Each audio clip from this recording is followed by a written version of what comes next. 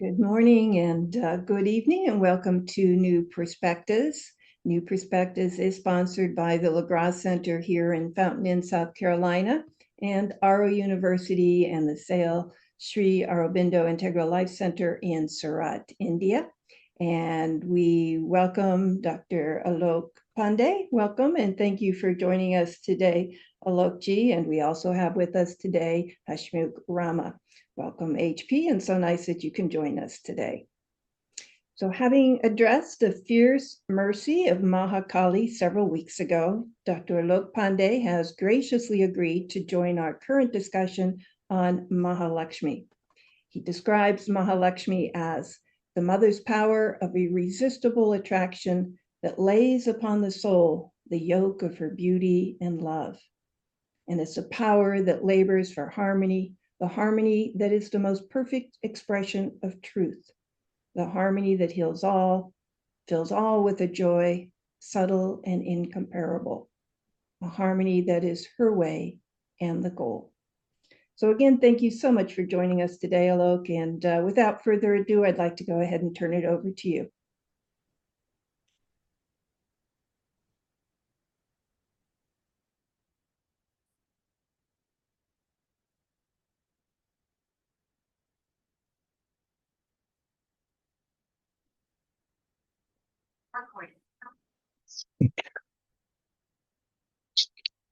Okay, namaste. Am I audible? Yes. Okay. Jai Ma. So today is a very special day. We have today is the day when Sri Aurobindo gave the famous Uttar Pada speech. It is also the day that is 30th May. It is also the day when when the service tree was planted in the ashram courtyard. And today is also the once in a blue moon day, today and tomorrow. So it is the perfect day for to speak on Mahalaxshmi, because Mahalaxshmi is best represented with the full moon. She is fullness. She represents fullness, and this is not just a fullness where things are just put together. They are in perfect harmony with each other. So she represents the fullness of creation, and therefore Mahalaxshmi. Today is Mahalaxshmi's day, and Sri Aurobindo also, actually, when he speaks of the Uttar Pada speech, he gives us the secret of harmony.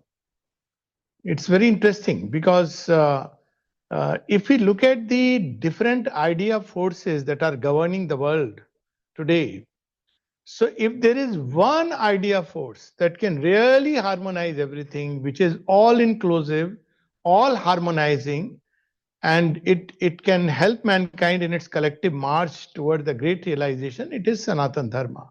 So if you really look at this special day when we are speaking about Mahalaxshmi, I feel it's truly her blessing that we are speaking on such a wonderful power of the Divine Mother.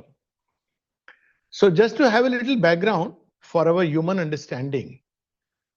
So the divine, within divine, there is the stir of creation, which is the Divine Mother. She is the one who builds the stir. And if we take a human image just to understand that the two come together, and she wants a wonderful house, she wants the whole world to be filled with children and beauty in various forms. So that's how it starts. That's why the mother says truth is supreme harmony and delight. So actually it is right at the beginning. This is the whole purpose. The purpose of creation is delight. And frankly, there is nothing else which gives ultimate delight except harmony. So this is the origin. And then the first step is that Maheshwari comes in, and Maheshwari lays down the large lines. So she is the one who decides where the two who are one are going to, in this creation, how it should be. So she lays down the large lines. It's like the chief architect who builds the map on paper. So she does the blueprint. But doing on blueprint and on ground, there is a big difference, because on the ground, things are not stable. They may be, ground may not be level. There may be all kinds of forces which are on the ground, you need really, really a very strong force, intense force, which is going to clear the whole path. And that we see Mahakali comes, she clears the whole path. So she makes the ground clear, it makes it ready, she makes it ready, even to an extent lays the foundation, because foundations must be also very strong for the building to come up. Now, after this basic design has been done, comes the work of Mahalakshmi. Now, Mahalakshmi has to see that, well, everything is in its right place. Where should be the kitchen? Where should be the drawing room? And how to build it? It should breathe beauty. It should breathe harmony. So this is the third work which the Divine Mother undertakes, the work of Mahalakshmi, where beauty and harmony. Nowadays we are using words like eco-friendly and sustainable. All these are terms which are in a way invoking Mahalakshmi in our material creations. And then finally comes Mahasaraswati, who fills in the details, that little vase, where the vase should be, what should be the size of the utensils, and what should be the design out. So she does that. So actually, if we really look at life, we will see all the time these four powers at work. Even at the cosmic level, we will see them working. Look at the stars spread sky. Now, the way they are all knit together in such a perfect harmony and balance that even in a jungle, if you go to a forest, it is very amazing. People say that forest is full of, wild creatures. I'm sure we all have gone. I have gone to Masai Mara, and it's so strange that you don't get the feeling that of fear or anything like that. There is so much wildness, but there is some kind of a harmony which is all around felt in the forest.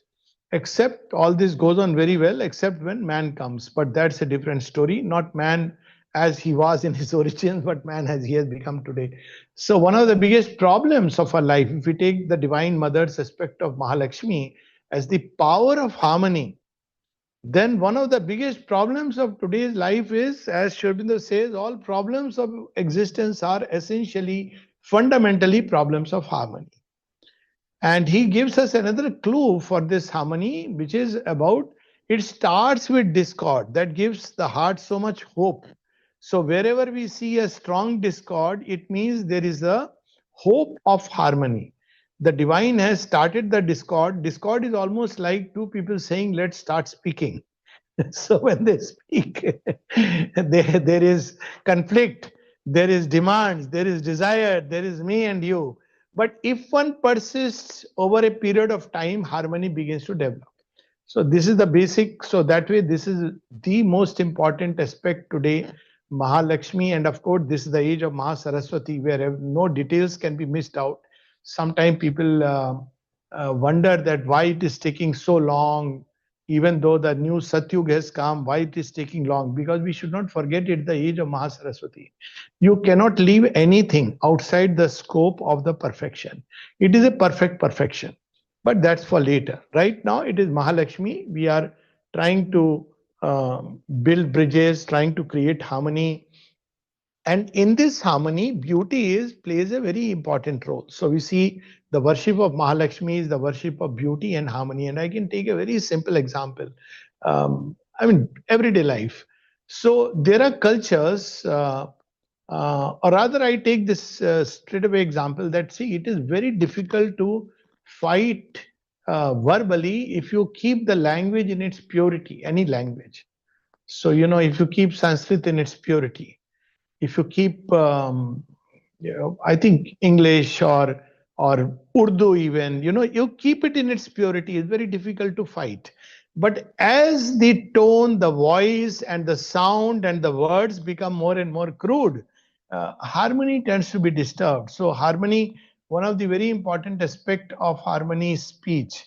And another aspect is in our own inner being. Harmony has such an important role. In fact, all illness is a disturbance, it's a disharmony. And how we have created disharmony and disconnect, even with the medications that we are using, it's a big subject. So I'll not go into all these wonderful territories of disharmony, because disharmony is the key problem actually. So if you really look at the real problem today at the international level, at the national level, at the at the level of the individual body, we'll see the problem of disharmony. So very often we are suggested that we are given this idea that, well, if you want to correct the imbalance and to create harmony, you must have love. But we know that love can take the intensity of Mahakali. That doesn't create harmony. But there is the link that Sri Aurobindo gives, and that's what I find very, very fascinating, and it's beauty. I think one of the things, especially in India, the mother said one of the big difficulties that we had was that we started neglecting beauty. So the moment we neglect beauty, disharmony comes in, because all crudeness, vulgarity, that gives birth to certain forms of speech, action, behavior. I mean, people can disagree, but nicely, amicably. But they don't, because of this aspect which comes crudeness, vulgarity. So beauty and harmony go always together. If the sense of beauty, some kind of a basic aesthesis in everything, even in gestures, I have seen, if one observes uh, human behavior, and I sometimes almost smile when I observe when people start fighting. So you'll see their gestures become such. I mean, it's almost comical to an outsider, but they are very angry. Can't go and tell them. And whereas when you are in a state of inner harmony, even your gestures, your postures, everything is so wonderful, and it brings harmony automatically. So beauty and harmony go together. We can't, if the sense of beauty is missing, harmony will be very difficult. All crudeness, all vulgarity, and that's exactly what we see in the story in our Bhagavad Puran. Of course, it talks about Lakshmi, but it starts very interestingly that initially she is in an impersonal form, and she is found only in heaven. She is not found on earth or anywhere else. So in heaven there is harmony apparently, and she is not known as Lakshmi. She is known as Shri. So Shri is simply that prosperity will come. Everything beautiful will come your way if you are in that state. So she is there as Shri, and Shri brings Sampada and everything else. So once when, I think it is Durvasa Rishi who is known to expose the weak spots of people, he comes there and he gives a garland uh, to Indra. And it's very interesting in the story. It's a garland which will not fade. Now that's the beauty of harmony, beauty. These are things which keep any object, any relationship for long. So he gives him a garland, and pride has overtaken him, and he puts that garland on the neck of Eravat elephant. Eravat is not there actually, but one of his elephant, and that elephant throws it on the ground and tramples over it. Now, when he tramples over it, he is Durvasa Rishi is annoyed, and he curses him that all of you will, Shri will leave you. It's a very interesting story that Shri is here now, Lakshmi in the most impersonal form. She will leave you. Shri will leave you. And she goes away. Now, as Shri goes away, he loses, there is a growing disharmony, he loses prosperity, ultimately he loses the kingdom, and ultimately his walks away, he loses his territory, his domain, and he is wandering everywhere. And then he prays to the Lord to intervene. Now, again, in the story of intervention, I'll not go into it. It's a wonderful story of Sagar Manthan. Lakshmi ji emerges, but now she emerges in a very personal form. The story is well known, but it's a very interesting story. She goes away from the heaven, where the only place where there is harmony is supposed to be harmony. Now she goes into below the ocean, then she emerges out of the ocean, and then she looks at each of the persons present there. There are the strong asuras, there are the intelligent or the good devas, there are many, many denizens. But everywhere she sees there is something which is missing. That's the problem of harmony. It takes into account every small little thing. You can't just verbally be very nice. There are people who are together say, I'm speaking nicely, but it's not that. You're harboring something inside, and the goddess of harmony will see it. So she sees all around, and she sees nobody is fit to receive me. So now she goes to Vaikunt. She says, I'll be only with Lord Vishnu, because his heart is there where there is nothing which is of impure. Now, this story doesn't end. It's a very interesting story. another Rishi will come. So just to give how the Lakshmi ji shifts. So from heaven, she has gone to Vaikunt. But she has to come on earth. What will be the occasion for her to come on earth? So there is again another Rishi comes, Rishi Bhrigu, and he is trying to test who is the greatest God. And he, with his feet, he hits Lord Vishnu on the chest to see how he will react. But he suddenly wakes up and he says, I'm sorry, I didn't notice that you are present. It's my mistake. Now, the moment he does it, he realizes that he is the right person. He is the greatest God. But the goddess of harmony goes away. Where does she go? She comes on earth. And then what he has to do, Lord Vishnu, he takes a form, one of his Ansh avatars, and comes on earth.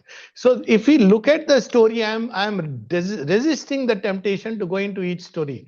The other story on earth, how Lord Vishnu comes and he and Goddess Lakshmi come together. So basically, this is the whole journey. From her impersonality, she goes as the consort of Vishnu, and she comes back on earth where she is now busy with developing harmony. So this is her journey, and without her, actually, no further creation can take place. So this is where Sri Aurobindo brings in very beautifully. I'll just read a little passage and then go on to Mahalakshmi, the goddess of supreme love and delight, and her gifts are the spirit's ananda and protection and every divine and human blessing. Her ways of protection is very amazing. Actually, what she does, if one really looks at the way she does, because I used to wonder, how does the power of harmony protect you?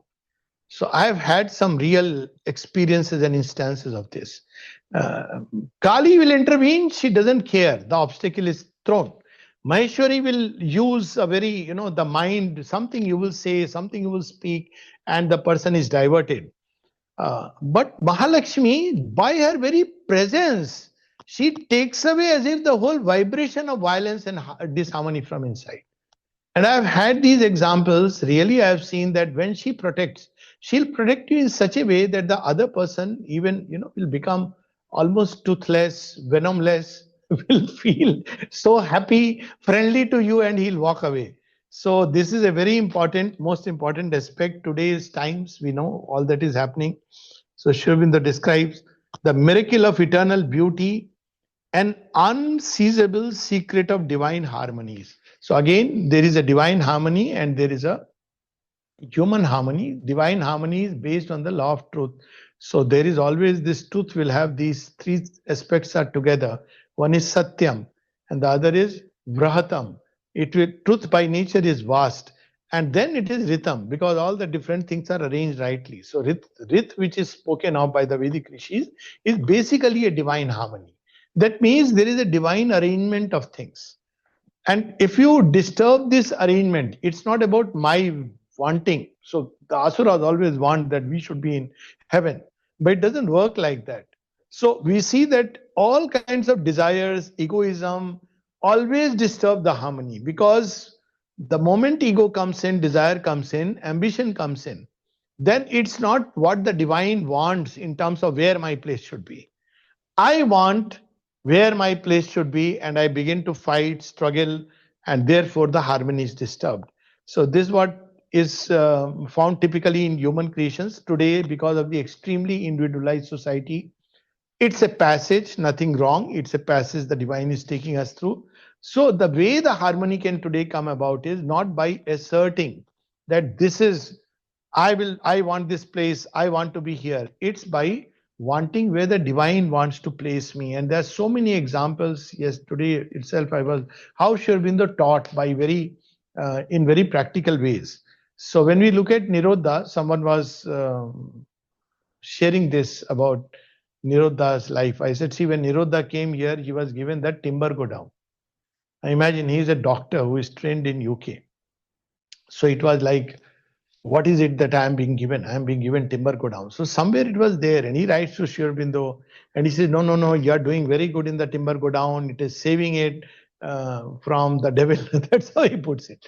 Then he comes to the dispensary. He does become the doctor. But where does he go finally? Finally, he goes and becomes the scribe of Shri Aurobindo for Savitri. So when we look at the whole thing, now we want fixed places, we want fixed things, and based on our ego, if we really look at Nirodha, I mean, he wanted to be a doctor, and ideally he should have been just put in the doctor. But as we evolve, our places change, and this is a big challenge in today's times because we want things to be fixed in certain ways. But life is constantly evolving. That's why harmony has to evolve. If we look at just the stars, I mean, it's amazing. Every day, millions of stars are going out of existence, and millions, maybe billions or trillions, I don't know, are coming into existence. Now, how is it that all these stars are managed so beautifully? And often, I mean, one little bit of gravitational pull here and there can cascade into a collapse. So, whenever there is the image of Lord Vishnu and Lakshmi ji on Shir Sagar, I often feel that this is the image of Akash Ganga, the image of the stars on which he is sleeping on the couch of time. And Mahalaxshmi is actually doing the work while he is sleeping because he is creating harmony. Otherwise, it will be impossible. So he says that the miracle of eternal beauty. What does she do? Her an irresistible universal charm and attraction that draws and holds things and forces and beings together and obliges them to meet and unite, that a hidden ananda may play from behind the veil and make of them its rhythms and its figures. So we see during Mother's physical presence, uh, three names. We all know these names, so we can talk about them. Three very big names, very big sadhaks, without a doubt, very revered, each in his own right, each an institution in his own right. And we all know whom we are speaking of. One is Pranabda, second is Navjatji, and the third is Satprem. All three are institutions in their own right. And they couldn't see each other eye to eye. But what happened? How did the mother manage it? When they would go to the mother, spontaneously there would be a core where they would come together and they would work for her. I had this very interesting real life example when I remembered this whole story, that there was a man here who used to be a drunkard, and I would often, I don't know whether he got into a brawl with me or I got into a brawl. Now, when I look back, it seems I was the fool who was trying to sober him. Till one day, when I was sitting in the ashram, I saw this man come in, and he was barred from entering the ashram by people at the gate, but he would have his way pushing himself with Mahakali's vehemence. So he got there, and I saw him there, and for a moment a thought came to me. He's also mother's child. He has faith in the mother. Why am I, in a, he may drink, he may do whatever, that's his life. And from my heart that day, everything went away. Whatever was there, a lot of things were happening. He used to come and threaten me, so it was not just that I was, so he used to literally even threaten me with my life. And I used to then get into another mode that I am an Air Force person, don't try all this. So when that day I came back, my heart was completely clear. Every kind of whatever feeling I had of, I can't use the word hate, ill will is very strong. Mother's grace, those things don't come, but the feeling that, look here, now that went away. Next day he comes to me. There's a real life example I have seen and gave me a very interesting secret. So he comes and he sits there in front of me, and my heart is clear. So I say, I want to tell you something. He says, I want to tell you something. I said, okay, you say. He says, I have forgotten everything. I have come as a friend. I said, this is exactly what I want to tell you, because I want to meet you as a friend. Now, the beauty was, I told him that, you see, yesterday when I saw you at the Samadhi, suddenly I felt, you are the mother's child, I am also mother's child. Why there should be anything in my heart against another child of the mother? And he tells me what he said after that, and he was quite drunk. What he told me, the most sober thing, I would say. He says, who else is there to really love and care for? That was for me like I was bowled over. I said, look here, I mean, who else is there? I said, I saw you at the Samadhi for the mother. He says, who else is there for whom one should live? And it completely changed my see. There is a core in which harmony comes. And this is something which I have seen. There are two persons in whom I have seen. But one example I'll give you is Taradi. We know that Taradi, all the circumstances, so I'll not talk about it. That's one side of the story. The other side is Taradi in Delhi ashram, and I was sitting with her, and I very indirectly started the subject, which uh, was the cause of her hurt apparently and going away. I'll not discuss that. So she was talking only beautiful things about the person with whom she had a fight, a very bad fight. So I was deeply touched. So I started asking her more, and every time she was speaking everything which is beautiful and nice. Then I asked her a little bit about how do you handle these things. She said something very interesting, a lesson of life which is directly all my life I have carried, and now I understand why Delhi ashram kept getting finances and everything. So she told me something very interesting. She said, see, everybody is here for mother's work. So I don't see the defects. I don't bother about what is their problem, what is not their problem. I see only that we are together in mother's work. So I said, surely this is a lesson you have learned from her. She said, exactly. Mother could keep together the most disparate elements. She didn't see their defects, but she would only see their possibilities and how what is the common ground of meeting. So one of the sutras mother gave about a meeting that in a meeting, let's see what is the common ground on which we are together. So instead of harping on differences, so if we can in any everyday life, that if we can see what is the common ground, even if I've seen husband and wife don't getting along together at all, but the common ground is both are devotees. I mean, I can share now after some 30, 40 years, maybe I don't remember my own experience. One day, obviously, husband, wife, Bangalore, little bit of disharmony takes place. And so my wife in a Mahakali mode, she says, I am going. She started packing the suitcase. So I said, where are you going? She said, I am going to Pondicherry. Where else? Because initially I thought she is going to her parents' place. I said, oh, that's wonderful. I'll come with you. Because she said, why you will come? I said, that's my place also. That's so beautiful. Let's go together. Instantly everything dissolved. This never happened before, never happened afterwards. Instantly, because it brought in that common factor that we are both children of the mother. We both have a common aim.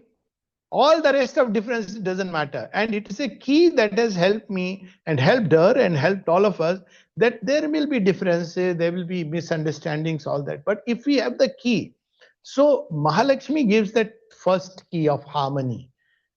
And the second she says is that allow, see, when we look at that plant harmony, it's very interesting.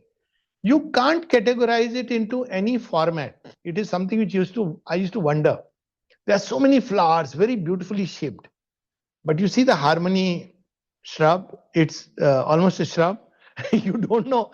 It's almost like one of those Japanese ikebana art done by some abstract artist. But it's beautiful. So then when you look at it, it's the second secret that it gives, that harmony is not uniformity. So all those who try to create harmony by uniformity, by everybody should do the same thing, everybody should think the same thing, everybody should feel the same way, that cannot be harmony. So the original plan is unity in diversity. You have to allow that freedom, but yet there is a common center. So as long we have a common center, that common center can be good of humanity. Let's start with the basic, or it could be good of the earth, creation. Now there are people who are thinking along those lines. Then harmony automatically develops. But the moment we become self-centered, egoistic, and that's why it is said very beautifully. One of the beautiful things I find about Sri Aurobindo, everything is beautiful. But if I had to write a Astakam on Sri Aurobindo, I would write instead of Madhuram, Madhuram, Sundaram, Sundaram, Sundaram, Sundaram.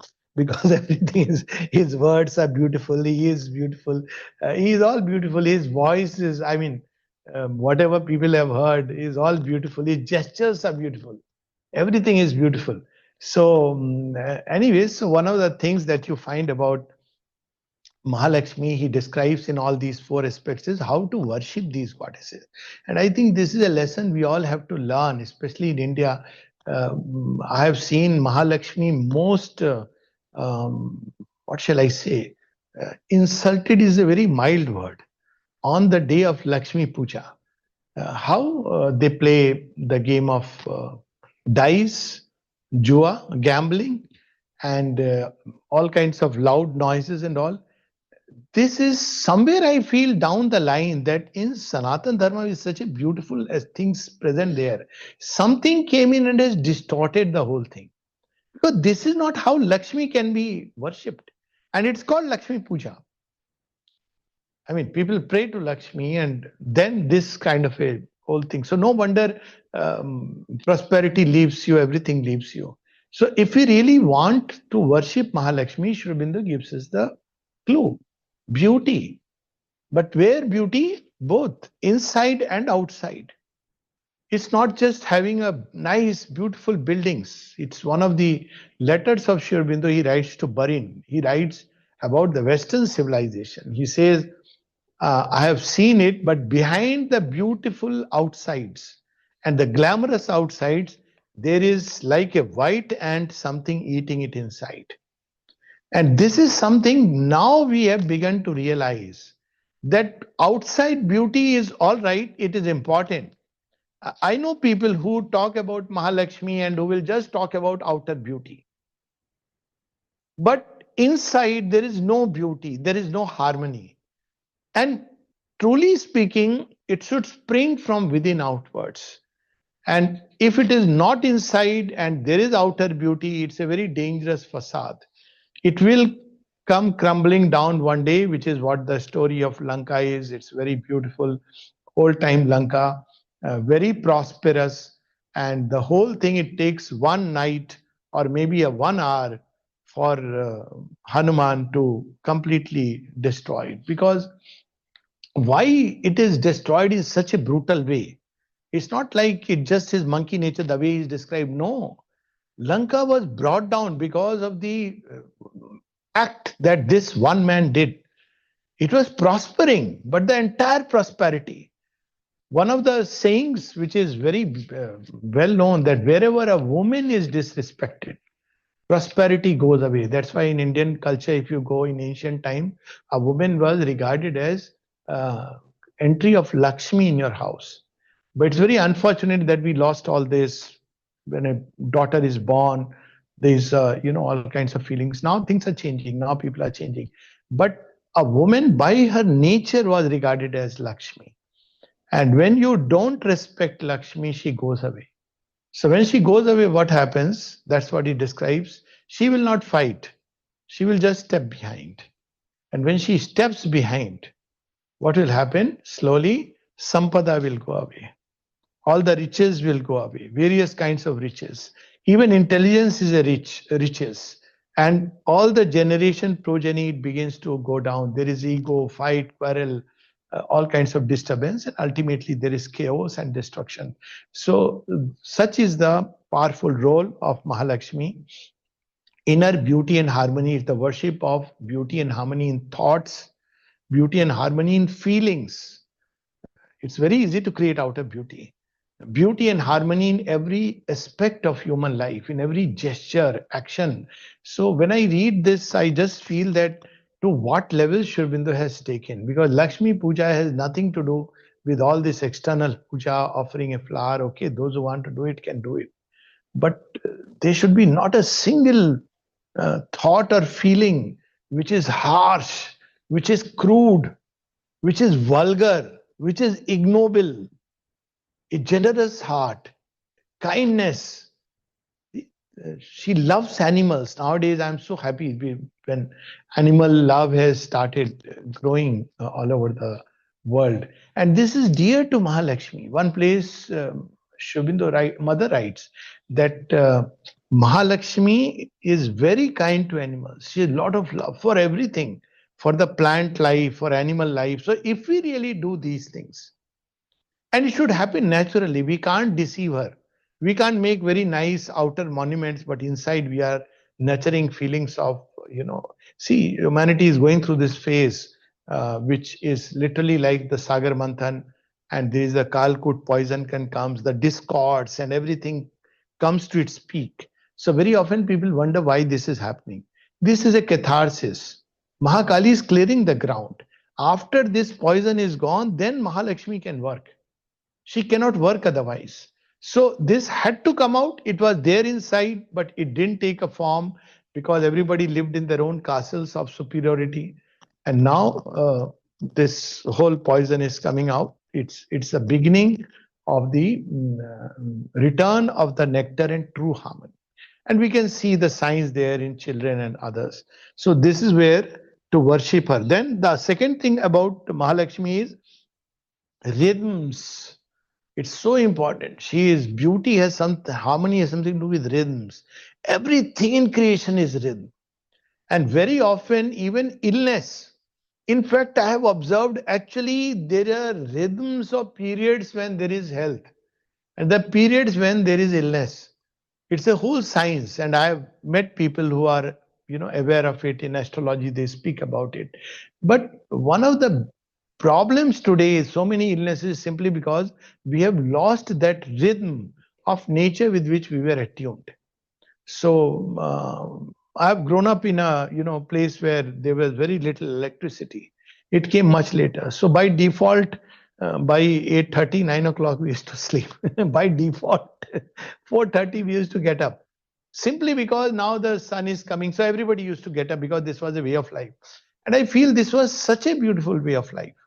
Now we have nightlife, late night, everything. So the balance, the rhythm between the inner and the outer, the rhythm of even the three gunas, the rhythm which Ayurveda tells us of the various aspects, the tridosha, and the rhythm between us and creation and nature, physical nature, vital nature, everything is disturbed. So we see so many illnesses. And that's why the mother says that cure, what does she speak about? Cure is to restore the harmony. Sometimes just staying quiet in the house cures us much faster. I am saying this with all responsibility than visit to a hospital. Because the moment you go to a hospital, you have all kinds of illnesses coming in the mind. The whole mind goes into a disarray. All kinds of instinct of preservation comes. You see danger everywhere. And then doctors add to the whole thing.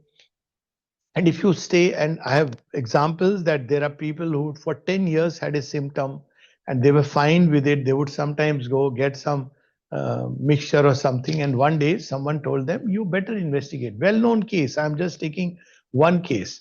So you go and get yourself investigated. And this lady got investigated from the ashram.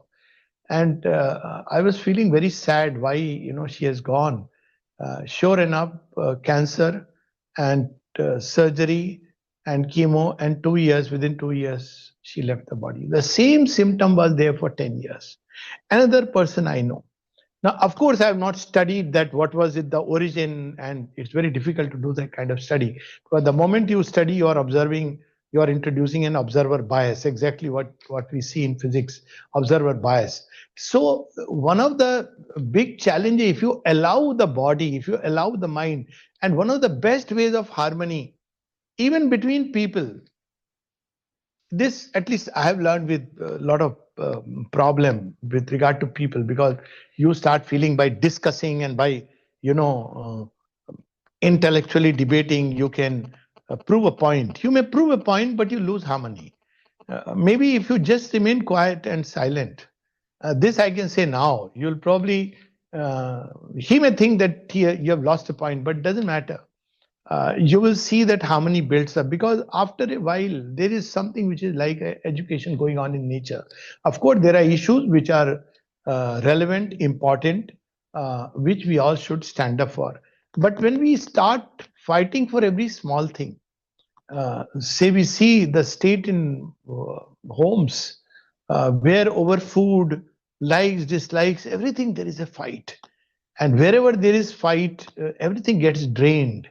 And there are very good names for people who will drain your prosperity and wealth. Their names are, for example, lawyers. Their names are doctor. These are all police. All these are diseases. Whereas if we just learn to remain quiet, this is the way of Mahalakshmi. What does she do?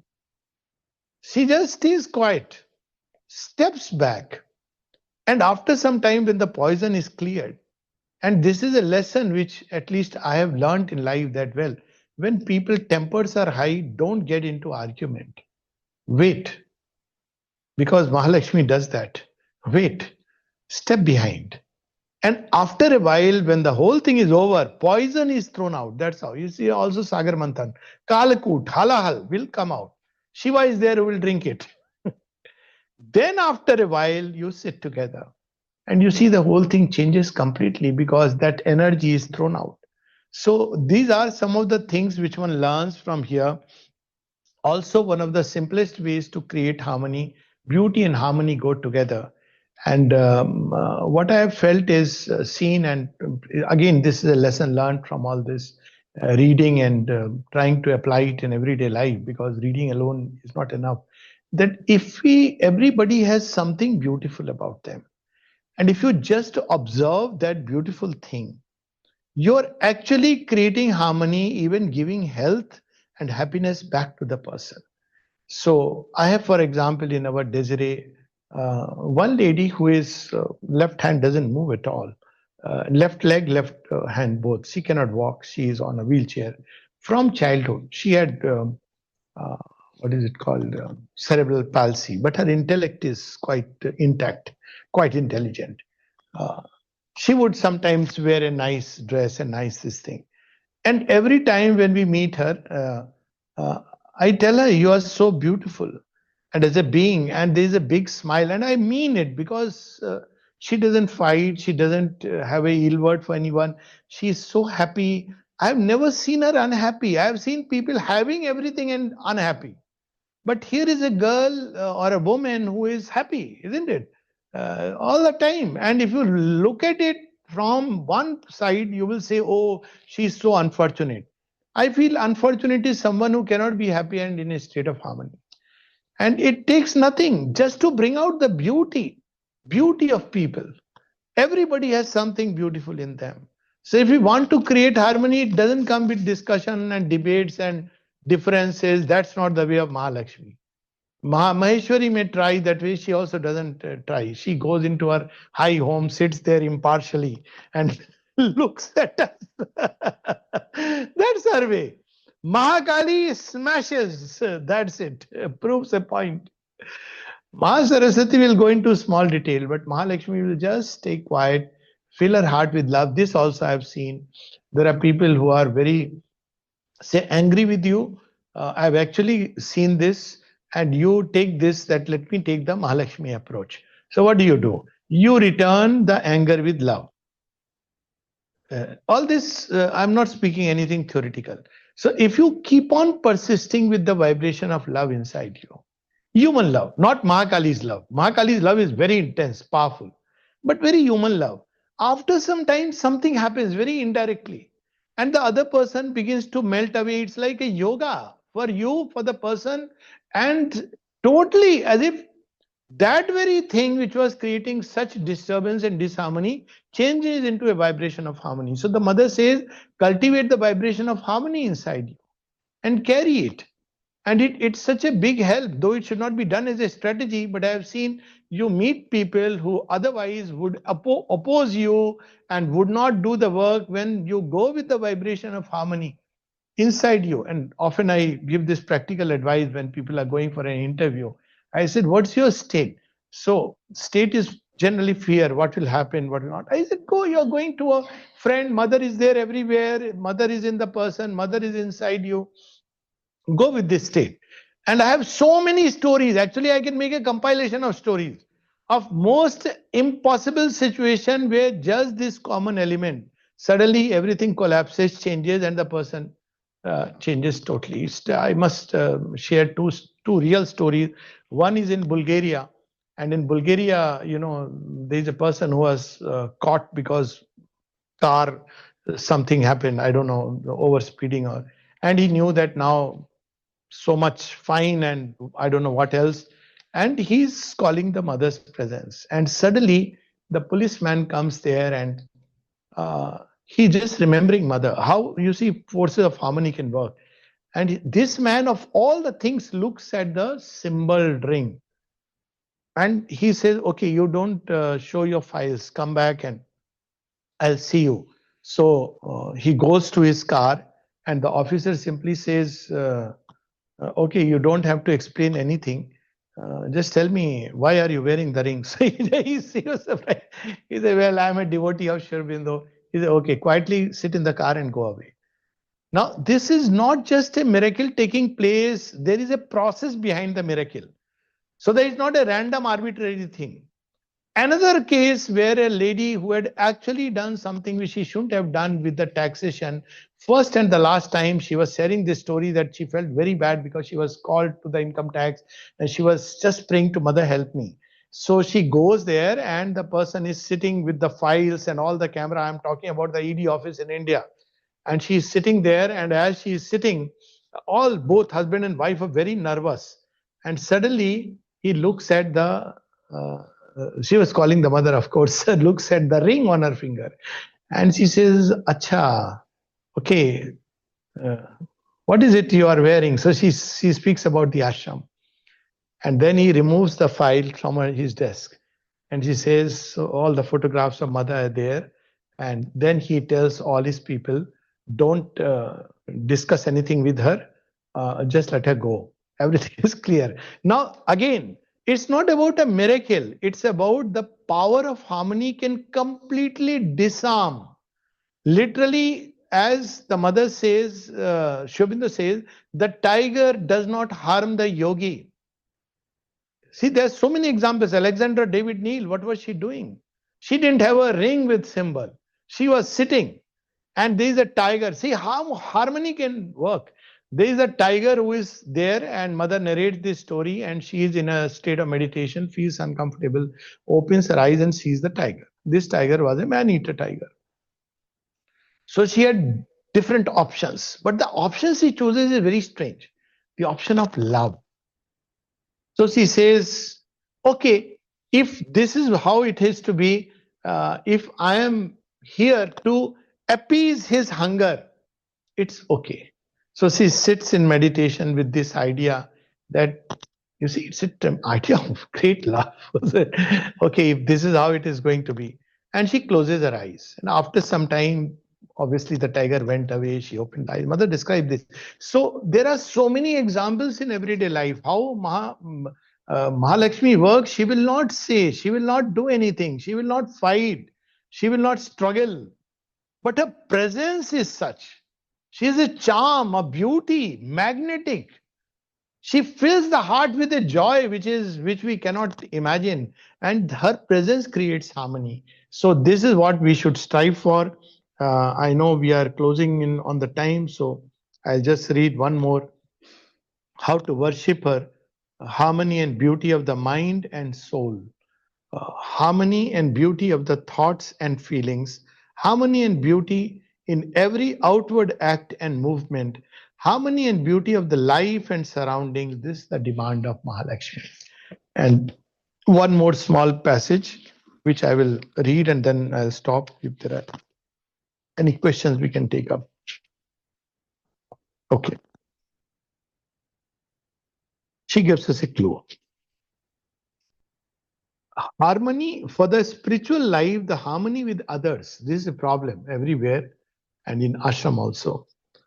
Must be founded not on mental and vital affinities, which is what we mistake for harmony. Of course, I feel close, I gel with someone well, but on the divine consciousness and the union with the divine.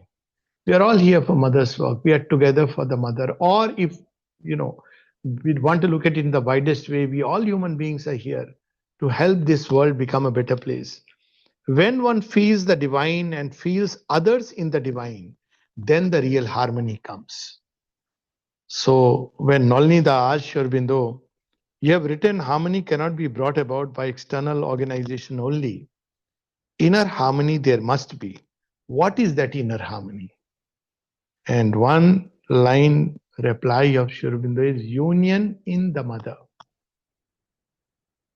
All are children of the mother.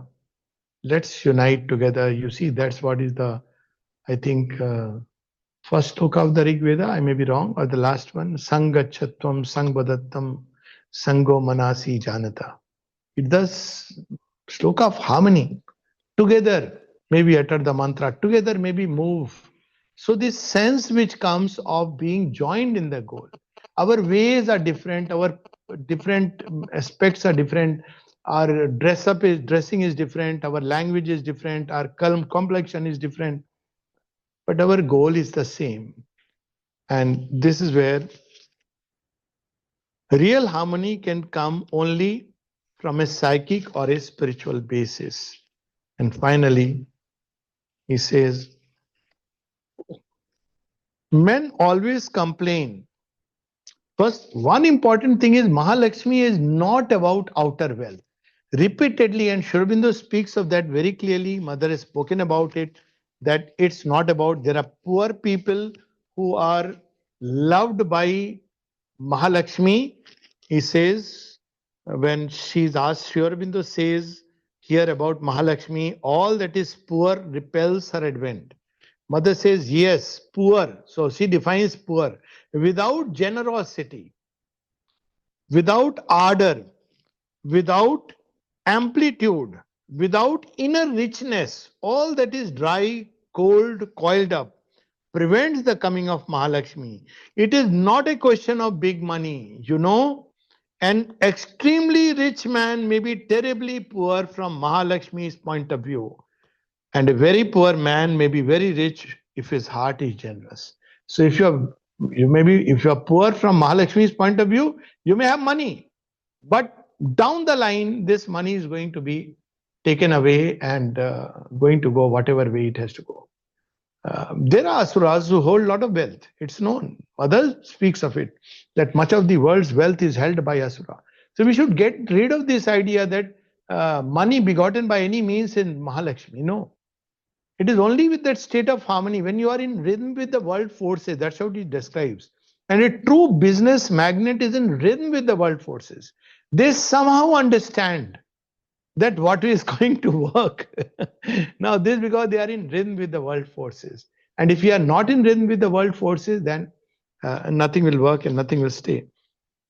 A poor man is a man having no qualities, no force, no strength, no generosity. He is also a miserable, unhappy man.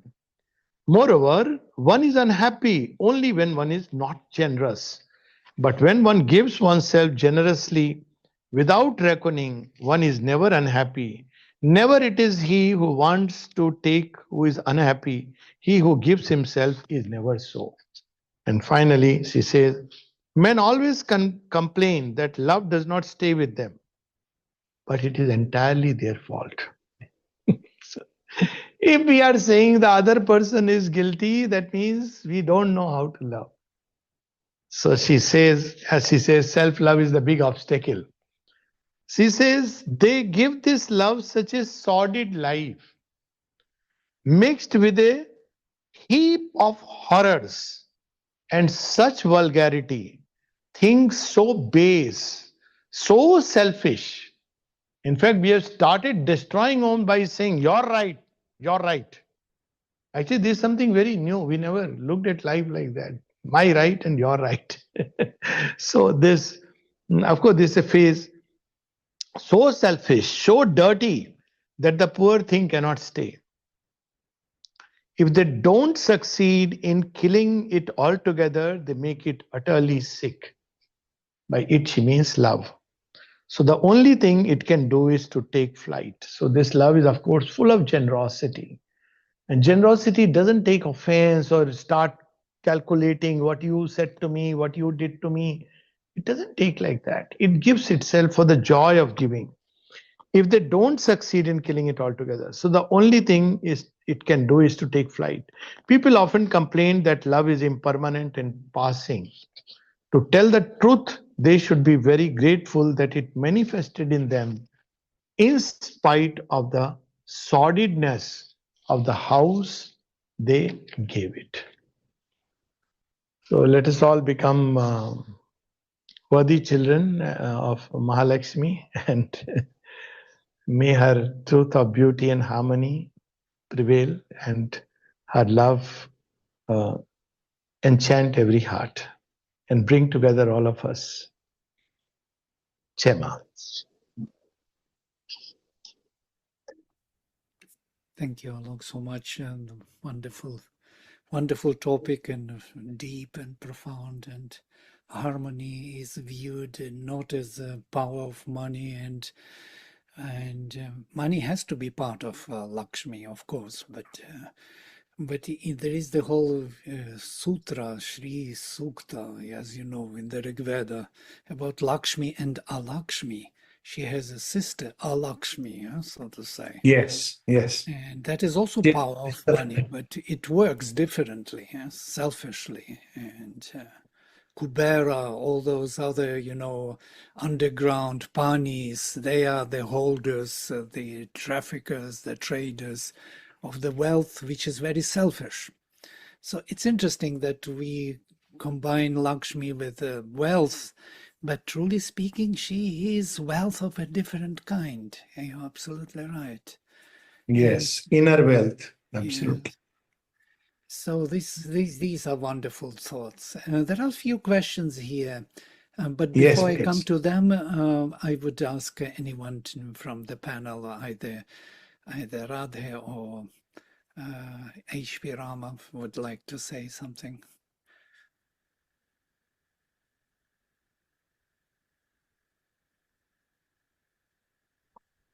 I think in real world also we see the beauty creates the wealth, a product, services.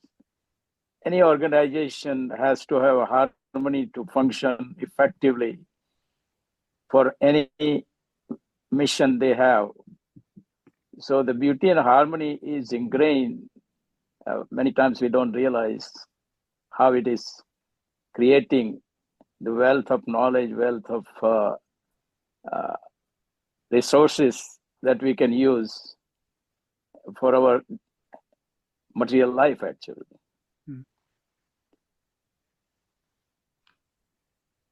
Yeah.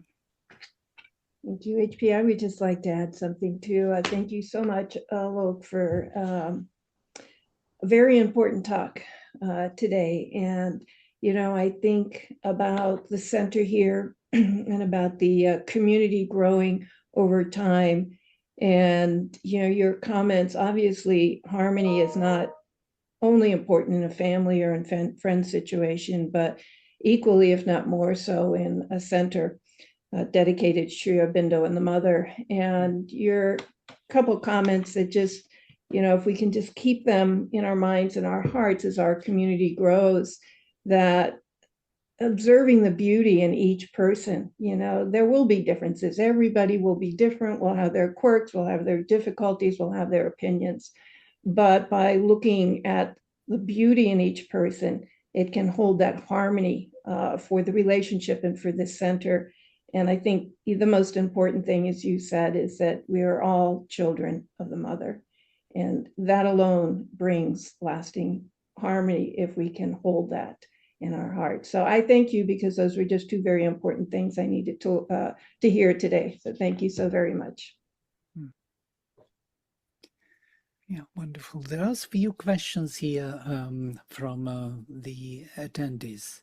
Today I have gone through a situation at home and mental unrest when for a long time, a few hours, I simply could not write for the help to the mother. The force was too strong. This is after I have written to the mother, and sometimes within hours, and sometimes within minutes, help has come. and situation has changed for the better. Problem resolved, yet today was tough. I am so unhappy, and to why I could not write to her. What should I do in such a situation next time? So sometimes it happens that initially it's different stages of the schooling, if you look at it like this. So initially problems come, we pray or whatever way we open and it gets fine. So it's like really miraculous intervention. Then again it comes, then things go fine. Sometimes it doesn't go easily, it prolongs. I'm talking now generalizing the whole thing because this is the experience everybody passes through. Why is it so? Because now the divine is trying to tell us that look here, I mean, problems come and you sort it out. But there is something deep inside which is attracting the difficulties. So now it's time when things either become worse or they prolong. That means now is the time to look inside me and change that little thing inside, which is sometimes attracting a problem. So this is what even the world is going through this. And in individual sadhana, this is how it proceeds. So if it is, it will go away with mother's name, that's one part, but it should not stop with that. One should look inside and see what is it in oneself which somewhere was drawing a certain kind of energy or forces and plug that gap.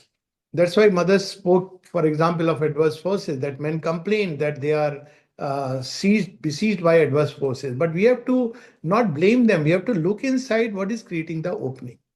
Now, that's, of course, a big subject where each one has to look sincerely.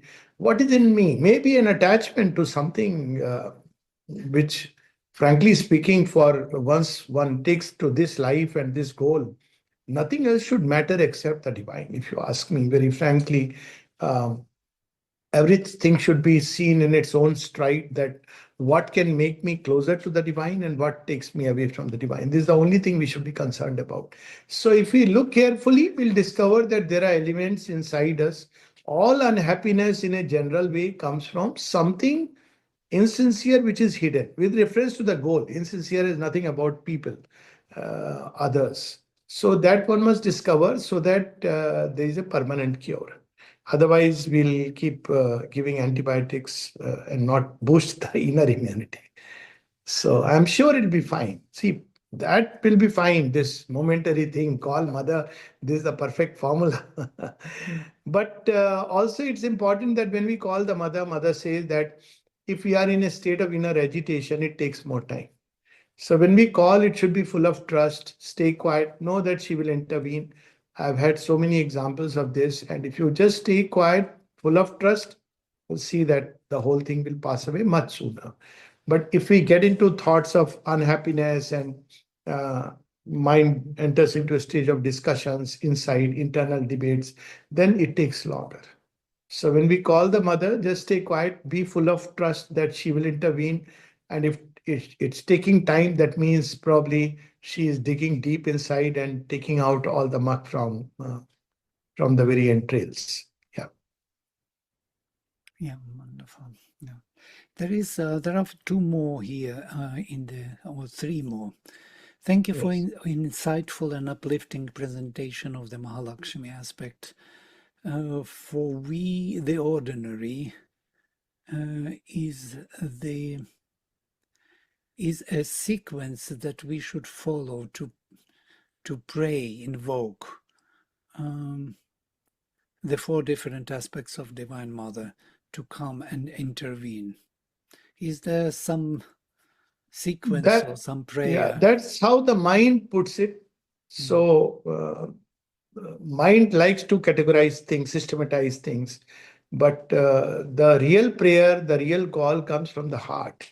And heart follows its own rhythm and law. So we should go with the bhava which is rising in the heart. And that's what is most important. If we go that, okay, first Maheshwari, no, nothing like that. And for us, it's very easy. Actually, the Divine Mother. These are the four aspects for our understanding. And all these aspects must be there integrated in our life. But most important is the bhava in the heart. That's why the mother speaks so much about the psychic change. So the sequence, if you ask, first sequence is to discover the psychic being. And the closer we go into the depths of the heart, we'll get the spontaneous urge and we should follow it. The more we go deep within the heart, the more we'll feel the not only the presence, but the dynamic impulsion here. That is the sequence. And that sequence is not a mentalized sequence. It may be work one way in one person, may work very different way in another person. For instance, if Buddha had to ask, what do I do in my family life? Or Sri Ramakrishna asked, as Sri Aurobindo says, the heart would say, find the cure for suffering or turn toward the Divine Mother, entirely abandon all things. But if Arjun asked, as we know, when he asked, the solution was very different. So one has to consult the depths of the heart. And that's how Mother proceeded. There are so many stories. One of them, she would often ask the person, what do you feel deep in the heart? And based on that, she would tell the person to go ahead with that. So this is where we have to bring out. We have forgotten to consult the heart because we have become mind tries to organize everything, hyper organize. So we have to learn to listen to the heart, be quiet, sit every day and feel the divine presence in the heart. Then the heart will begin to speak. We have made it actually deaf and mute, unfortunately. So from the heart, the impulsion will come, the true impulsion, and follow that, not based on any mental structure. Mm. So following on this, there is another question which is kind of follow up on what you are talking. Should we look at outer situations too when we consider the question, what brings me to divine? Well, the outer situations are there and they cannot be or should not be neglected or ignored. But their value is simply lies in how much it is bringing me closer to the mother. I mean, closer to the divine. That's their value. So, take for example, in Mirabai, the outer situation was that she was kicked out literally by her husband. And she looked at this outer situation and understood that the divine wants me to be entirely belong, to surrender to. He's my husband, he's my lover, he's my everything. This captured by Tulsidas in one of his, when Mirabai asks him, he says that so chhadiye koti bari sam jadapi param sanehi. So this is one way. But to Arjun, again, as I said, there is a different solution. So outer things are important. One cannot shut the eyes that let it continue. But the solution for each one will depend on the stage, the readiness of the command, and one has to basically keep only one thing in mind, that what will bring me closer to the divine in terms of my goal. From the divine point of view, that's the only thing. And very often we will see that many desires, ambitions, various lures that prevents me from taking the right decision. So basically, outer things are they're important. For example, some people say that we need a lot of money. After all, we can't live without money. It's not true. Because if you really take the true decision based on deep inside, everything is looked after. I know people in ashram, there's so many persons who have come like that. And it was a leap of faith. That's why if you look at, even that Indiana Jones movie, Steven Spielberg, that last leap is a leap of faith. So it is a leap of faith. Well, it may look like it may crash land. But if it's genuinely faith, if we have feel that this is going to bring me closer to the divine, one should do that. Even one would go to that extent that even if outwardly it leads to a failure, still inwardly it helps us growing towards a goal. That's how Mother would put it. Mixture should not be there, as Kabir puts very interestingly. Duvidha mein dono gaye, maya mili na ram. So basically, if there is a conflict inside, there is a problem. So we should be very clear what is the goal. If the goal is the divine, then everything that brings us closer to the divine is good, regardless of any outer consideration. And if the goal is divine plus something, then it's different thing. Then there'll be confusion. By the way, Mother says the same. You can ask me anything you need, anything you want. Yes. But you have to go to the Mother for this, yes. not to other folks. That of course. Who else will one ask? Who else? Yes. If you don't understand, there is one more question. If you don't Yes. understand anything but call the mother for making me her pen, which writes her will, but still there is disharmony in speech, even desire and disharmony in thoughts, but you simply like crying and telling her, Ma, save me from this, Yes. me and make me yours, and then fall prey and behave unconsciously with old habits.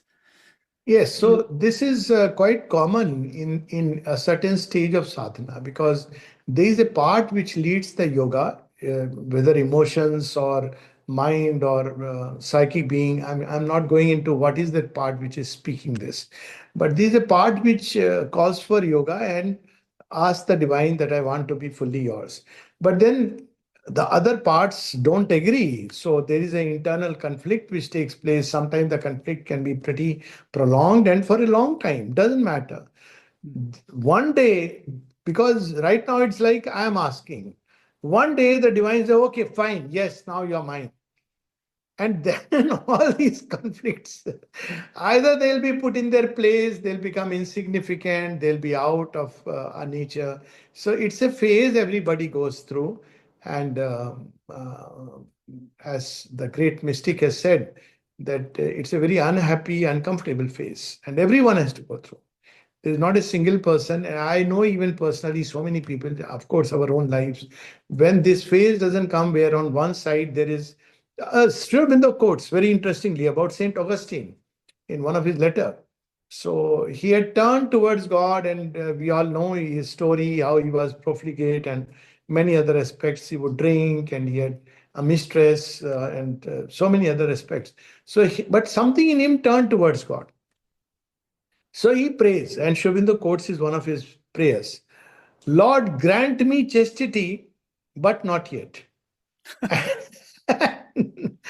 But what happened to Augustine? I mean, when you read his prayers, you see them psychic through and through.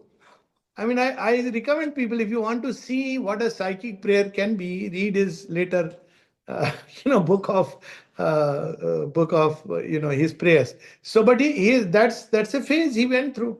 When on some part wants to give itself, but there is another part which is constantly caught up. So sometimes in one life one remains caught up between the two, but this is not wasted. Even if things don't work out in one life, this struggle itself yields result, and it comes very easily in times to come. So one should always keep on pushing in a certain direction, even if outwardly one gets caught up and the results don't come. As such, outer nature takes a long time to yield and change. Of course, if one can bring in the power of integral sincerity, wonderful. But it's not always so easy. It's understandable. She will take care of it. That's what I'll say. Keep calling her, crying to her with sincere heart. She will take care of the rest with time. Time is needed. Sahanadi, she used to, I mean, wonderful books she has written. And she would ask Sri Aurobindo, oh, Lord, what I want to have today, lobsters, crabs, fishes. And Sri Aurobindo would say, eat your desires. So one day, once she was admitted, her love for Sri Aurobindo is amazing. Desires are also there. Love for Sri Aurobindo is also there. Desire for a human friend, all this is there, part of the journey. And then she's admitted to a hospital where she has a lot of menorrhagia, a lot of bleeding going on.